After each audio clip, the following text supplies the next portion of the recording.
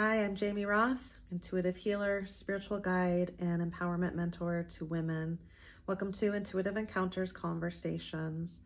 I think it's really important that we talk about what it's like when you have to sit with discomfort, when you are visiting pieces of yourself that feel uncomfortable, those shadow pieces, pieces that require you to have responsibility to them, ownership of your role in an experience, a relationship. And also when you do magic work or any type of spiritual work, it's all magic, and it brings you to the darkness. It doesn't feel good. It doesn't just become a love and light experience. So that actually happened to me this morning. We just now entered the eclipse 2-week portal window here in September. It's currently 2025, but this can happen during any time. And I was really looking forward to this eclipse portal. I still am. We've just entered it. We have 2 weeks of it where it started with a lunar eclipse and it will end on the 21st of September with a solar eclipse. And I love the portal window. It's a time of possibility, of opportunity, of releasing that which has chained you back, has caused you resistance from the possibilities, chained you back, held you back from the potential of who you are, what you could be. And so there's a lot of release that can happen.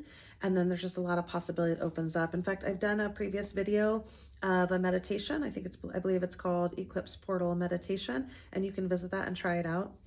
And I was called out to the very large moon this morning, full moon, and called to do some candle work, ceremony, meditation into this portal.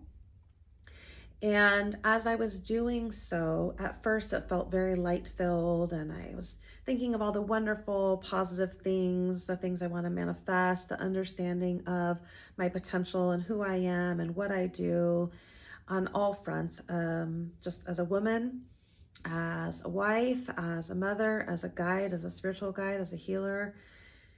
And then it turned dark, and it felt dark, and it felt heavy.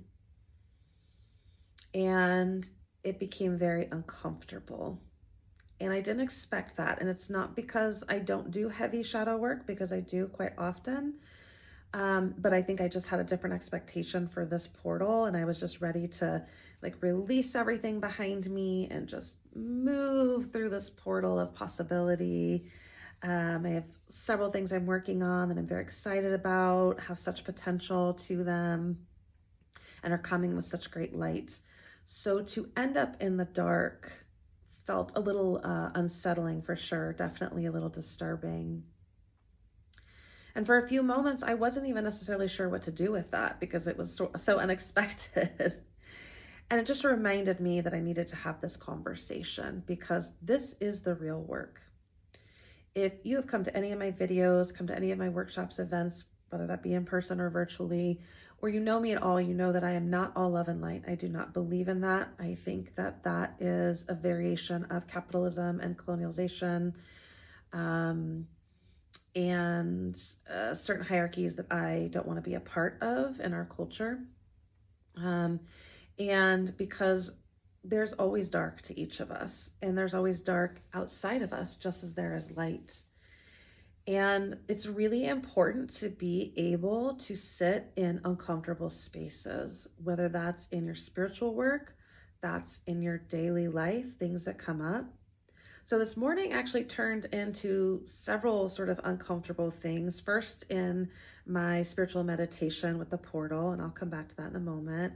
And then I took my son to school, and he let me know that it was not the morning for that. And I ended up taking him to a coffee shop instead, and we got a hot chocolate, and we just got to sit and talk. And he's in a dark place, or he's in a difficult place, I should say. And it's personal to him, so I won't give up too much information about it. But we did have a conversation about sitting in discomfort, and that life is not always going to be just easy breezy and love and light, and that it's going to wallop you sometimes. For some of us, it wallops us quite a bit. Some people live a much more charmed life, if you will. But no matter what, as part of the human experience is definitely challenge. It is difficulty. It is loss. It is grief. It is pain. It is suffering, as well as hopefully it is wonderment and beauty and awe and joy and love, right? And pleasure. And so I just really think it's important to discuss that we have to be able to sit in the darkness, in the discomfort as well, and not think we can just override it or quickly move past it, especially in spiritual work. So, one of the things that's important to realize is that when you do release work, for example, just because you did a little candle magic or intention setting or a meditation and you released something, an idea or a resistance or a difficulty or a relationship, and you just intended that, like, I'm just intending, I'm releasing it. I see it. I don't need it. I can tell where it's holding me back, where it's harmful to me. Therefore, I've released it. And so the meditation is over and then the end. Well, unfortunately, the real truth is it's not that easy. It's not that easy as just saying, I'm done. I mean, really think about your life. Really think about the challenges you've come across. When has that ever worked when you've really just been like, nope, I'm done with that difficult piece? Sometimes it happens. I have flipped a switch before. I have seen people flip a switch where they've just made an about face. They flipped that switch and they've turned from one thing to another. They thought like this and they decided to go like this. But the reality is, in flipping that switch, in turning a corner, in making an about face, which as I've said, I've done before myself, it still took courage to continue to keep that switch flipped up. It took perseverance. It took practice. So one example of this for me personally is when I was younger, I did used to let people really just I was just very sweet and kind. And I've always just wanted the best for people, all people. That's not to say I was never mean. That's not to say I've never hurt anyone's feelings. I could never make that claim. I don't think anyone can, honestly. But in general, I do believe that I was a kind kid and a kind person and a sweet kid, sweet teenager. And I always felt, though, that sweetness was taken advantage of, usually mostly by friends and even by family. I've made a video on the misunderstood wound, so you can visit that to hear more about that. I won't get too much into detail right now because I made a whole video on that basically. But to touch on it really quick for the purpose of this video, I'll just say that at some point, at a very specific point, I decided I was done with that. I decided that I was no longer not going to speak up and that I'm not going to people please anymore and take other people's feelings into account more than mine. I just wasn't going to do with it. And I flipped a switch. And from that moment, I made a change where I decided that my truth mattered too, my voice mattered too, and I was going to speak up, and I was going to speak up big and loud. And I did. But I also very, very much remember that it took courage to continue doing that. It took reminding myself, nope, I flipped the switch. I am this person now. I speak up for myself and on behalf of myself. And it took practice. And on top of that, I went the other direction for a while, where not only did I not give a shit about what people thought and I was going to speak my truth no matter what, but I kind of did it in a bitchy, mean way. And then I did start hurting people's feelings. And then I had to decide how I felt about that. Am I that person? Am I passive, lay down, let people trample on me? No, I knew I wasn't that person. So am I just a bitch and I'm just going to say and do whatever I want and hurt people in that way? And I quickly realized, no, I was not that person either. So I had to play on that spectrum of who was I, where was I, maybe I am a little more passive. It turns out I'm not. I lean more towards bitch, to be honest. It's not really that common. I don't do it very often. If I do, it's intentional because I'm not all love and light. I'm also allowed to go fuck yourself. But I'm much more middle ground of I'm going to speak my truth and I'm going to do so with a ferocity, but also like a clarity and a confidence. And that's not always taken well. Everybody doesn't like that. But that I finally figured out where I land on that spectrum. Doesn't mean the needle can't still move, depending on the person and the situation. Maybe I become a little more swayed, to allowing someone to have their truth over mine, even if I feel strongly about mine. We always get to move the needle. We always get to ebb and flow. Okay. The point of that to remind you was that it takes practice, and I had to practice. I went from over here to laying down and letting people just have their way to, no, I'm flipping the switch. I'm going to be a different person. And doing so required me to think about it, be intentional about it, go too far with it, explore that and how I felt about that. And it took a lot of practice and reminder. And it was like building a muscle, and it was, growing into that. So to bring it back around, a reminder of why I'm even sharing that story is because when we find difficult things and we're doing this release of it because it's resisting us from having all that we can have and all that we can be, you can't just cut the cord and let it go. It requires nurturance and tender care. I've spoken about this before. I'll speak on it again. Like when you do cord cutting stuff, or release work, you need to consider it like a wound. Just like if you got a cut and that wound was open and bleeding, you'd have a histamine reaction. Like you'd literally have a physiological body response, right? And your white blood cells would rush to it and they'd start to mend it. It might get swollen. Maybe you'd end up with a bruise. Well, just like that, in energy work, it's the same. If you truly cut a cord, if you truly release something, like deeply, deeply release it, you need to, one, tend to it like a wound. How would you do that? What is your spiritual hygiene?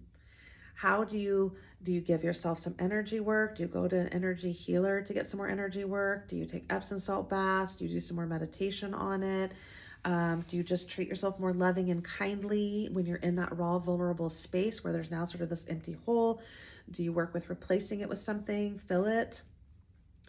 And also, though, it takes practice, because if you release something, if you let go of something, if you're in a dark space, if you're recognizing where you need to be taking, I heard the term radical responsibility lately, and I really like that. I've heard radical forgiveness, radical acceptance, but I hadn't heard radical responsibility. And I heard that lately from a friend named Vic, and I really liked it. And I get it.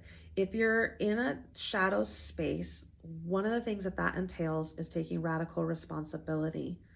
It means taking ownership of where you have played into certain roles and experiences and relationships in your life. Even if you were the victim in those, there could possibly still be a place in which you played a role, a martyrship role or an allowing role, like a people-pleasing role. And you did that probably out of self-defense, out of trying to keep yourself safe.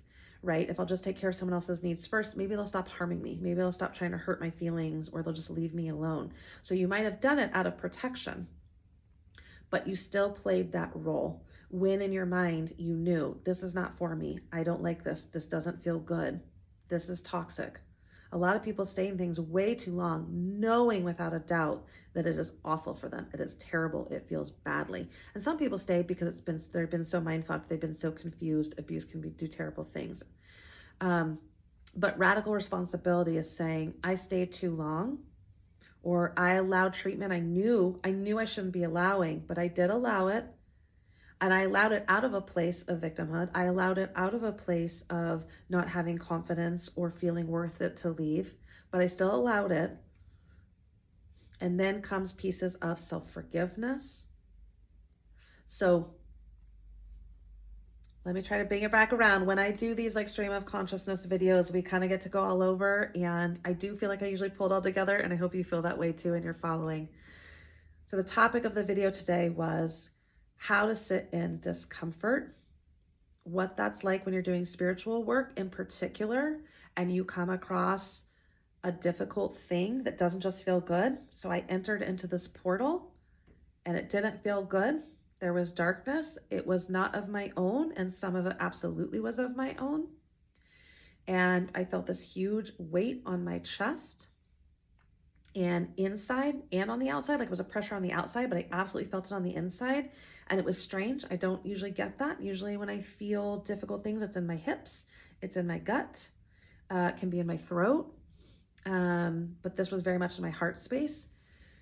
And I immediately wanted to end the meditation. I immediately wanted to move on. I immediately wanted to just be like, okay, well, I don't know what this is. I don't like it. So I'm going to get up and go. And I've done my release, because I did a release at the very beginning that was very powerful and potent. So why am I here? And instead, I was like, no, you don't run from it. You don't just end the ceremony. You don't just move out of the meditation and go, oh, well, I did the release. I don't know what that is. I sat with it and I allowed myself to feel it. I allowed myself to just totally be with it, as uncomfortable as it was. And it was very uncomfortable. And and this is important, this is very important, I even realized I wasn't going to get through it entirely in that moment, in that meditation. I did not like that. That was probably the worst part of it. Most of us want to move through stuff. Another example is I led a group ceremony meditation the other night, and it was a portal activation meditation. And one person, when we shared afterwards, let us know that she wanted to jump into the next piece really quickly. We wanted to jump into the portal, and I kept holding them back, So a lot of us want to jump into the next thing, and usually it's the best thing, right? And we want to jump out when it's the hard thing. So when things get dark, when things get hard, and you can feel it physically, first of all, sometimes it comes across as panic. Sometimes it feels like a weight. It feels uncomfortable in your body. You just want to move out of it. Instead, you get to sit with it. You get to be with it. And if there is a time and space and you do want to move your body and breathe and try to at least open to expansiveness again, you can do that. But for me this morning, I actually could not. I realized I was not going to just move it through me, and that this might be a part of what my portal 2 weeks window is about, because I recognized that weight was fear. And I realized in that moment I wasn't going to leave this meditation having it resolved. And then I realized that this was shadow pieces, and I'm now going to have to work with that. And I'm not going to be able to flip the switch on this. I am going to have to take radical responsibility to different areas. And that's going to be unpleasant. I don't know how else to say it. It's not going to be fun. But it's so important that we have this conversation, because you just cannot love light yourself out of everything. I just stay very, very secure in that. And there's a lot of people, a lot of healers and things like that would disagree with me, and that's fine. It takes all kinds, right? If you're here sitting and listening to this video, then there's something that's touching you about it. There's something that reaches into your spirit and speaks to you about it. And you might dislike it too. You might be like, nope, I don't want to listen, but you're still here. You're still listening, right? So the fact of the matter is, you have to learn how to be uncomfortable. This shouldn't be in the same way, though, as uncomfortable in what you might already be used to, such as abusive relationships. It shouldn't be the same as that. This is a discomfort that comes from a knowing within your own spirit and soul.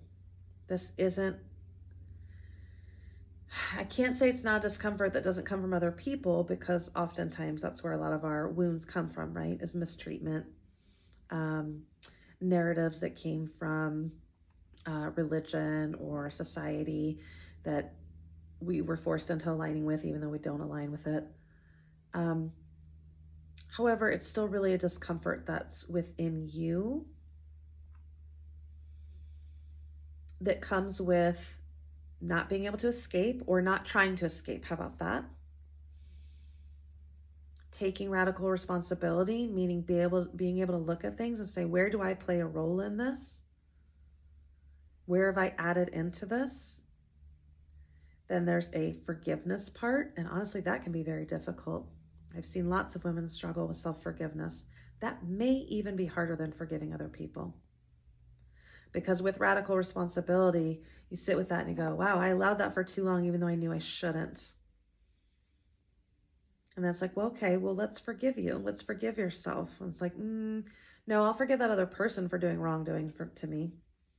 But I should have known better. I should have done different. I should have been stronger. I should have stopped it. I should have said no. And of course, society loves to, pound that message in, right? It was your fault, especially as a woman. How you spoke, how you dressed, how you did things. You didn't speak up soon enough, fast enough. You didn't say it this way, that way. Just breathe with that for a moment. If that's very triggering to you, it's a little triggering to me.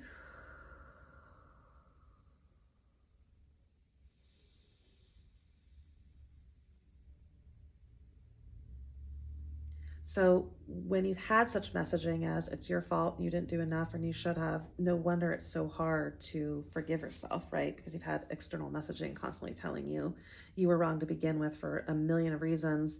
And so now, you have to unwind that theory and say, no, it's okay. I'm still lovable. I've always been lovable. I'm worthy. I'm safe. So there's a lot more, honestly, I could speak on. I could go on this topic for a long time. But I think the really big point I wanted to make that's really important is to remind you that sitting in the darkness, sitting in the discomfort is equally important to sitting in the light. And you can't always move through the darkness quickly. You can't always resolve in every meditation. And release of things you don't want is not as easy as it seems. There are actionable steps you need to take. There's practice required. There's more courage and bravery. And I mean this as encouragement, believe it or not. I had to remind myself. That's why I was like, oh, as soon as I get to my healing studio, I'm making this video, because I had this experience this morning and I reminded myself, I need to share this. I need to remind people. Now, if you end up on the brink or in like a panic attack or something, I do not encourage you to just stay with that. Reach out to someone. Reach out to someone who can help bring you off the ledge. I'm talking more like icky feelings of discomfort, and they can be very icky, but going into like a panic attack or suicidal ideation, freezing up entirely where you realize you're about to go into freeze mode of the nervous system, I don't encourage you to just, oh, well, I'm going to deal with it. Jamie said to deal with it. That's not what I mean. So let's have that disclaimer right now. There are times you should reach out to other people anytime you want to. I'm not suggesting you have to go it alone. I'm not suggesting you just have to suck it up. That's not what I'm saying. But what I am saying is, so reach out to someone if you need to. Reach out to a friend. Reach out to the earth, a tree, a rock, the water. Absolutely reach out for help and support, 100%. And also, we don't just get to let go of the shadow pieces and act like they don't exist. That's not how real healing works.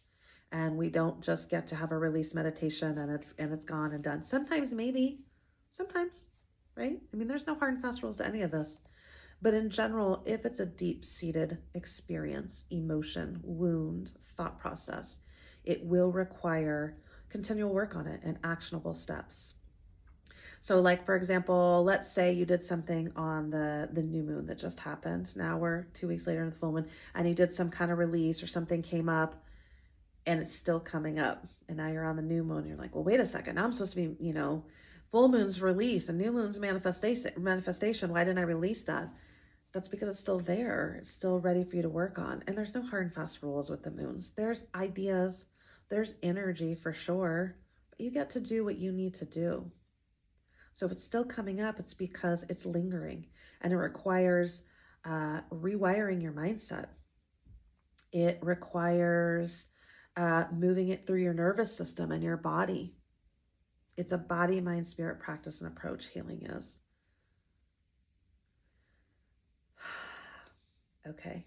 Thank you for allowing me to share and just give you a stream of consciousness. I hope that there was something in it for you that touched you and provided you with another layer of understanding, and maybe even help and knowledge about how to do the deeper layers of work. And thank you for spending your time with me. And I hope that you have a really phenomenal eclipse portal, however it comes up for you. Again, you can visit my portal meditation, and you can do it as many times as you want over this 2-week window. And again, I think it was titled Eclipse Portal Meditation. I hope you will like this. I hope you will subscribe to my channel. Drop me a comment on how things are going for you. And if you have any questions, I'd love to answer and help them out. And you can visit me at www.intuitiveencounters.com. Blessed be.